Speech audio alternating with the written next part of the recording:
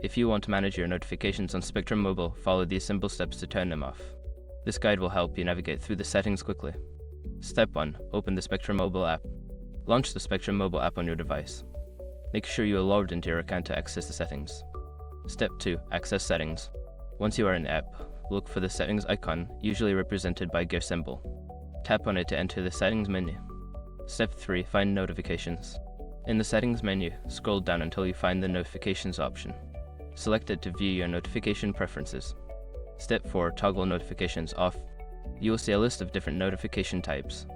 For each type you want to disable, toggle the switch to the off position. This will stop those notifications from appearing. Step 5. Confirm changes. After turning off the desired notifications, exit the settings menu.